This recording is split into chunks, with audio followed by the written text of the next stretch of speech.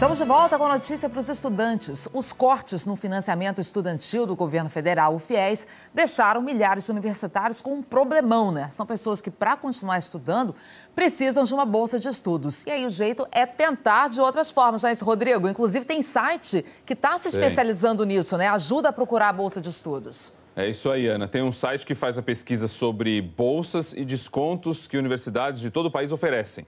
Os interessados podem encontrar num único lugar o curso que cabe no bolso. Veja aí. A gente sabe como é que é difícil essa época de faculdade, né? Se preocupar com aula, exercícios, livros e mais livros para ler. E se no meio de toda essa preocupação ainda entrar o perrengue para pagar mensalidade, fica difícil demais conseguir se concentrar nos estudos, não fica não? Isso acontece comigo. Alguns meses eu passo um pouco mais apertado e atrapalha, porque você fica preocupado de onde eu vou tirar dinheiro. E quando o aluno passa a não poder mais contar com a principal ajuda financeira dos últimos anos, o bicho corre o risco de pegar feio. É que com a crise, o governo federal restringiu um monte o acesso ao programa de financiamento estudantil. Em 2013, o FIES fez quase 560 mil novos contratos. Em 2014, 732 mil. Só que no ano passado foi menos da metade disso, só 313 mil novas vagas. E nesse ano, segundo o Ministério da Educação, a quantidade de novos contratos deve continuar nessa média, ou seja, bem menos do que até poucos anos atrás. Pensa numa notícia ruim para as universidades. No nosso caso, tivemos uma redução de em torno de 75% de ingressantes com o programa, beneficiado pelo programa do FIES. Isso, bastante gente. Isso gira em torno de 6 mil a 7 mil alunos. Aí, sabe aquela história de encontrar oportunidade na crise? Foi o que fizeram os desenvolvedores desse site aqui, que reúne várias informações de bolsas de estudos em cursos particulares de universidades do Brasil inteiro. O aluno, inclusive aquele que não conseguiu o FIES, ele entra aqui no site, digita o curso que ele quer fazer, diz em qual cidade ele pretende estudar e o site vai dizer para ele qual é a universidade que está dando um desconto bacana perto dele para o estudo poder caber no bolso.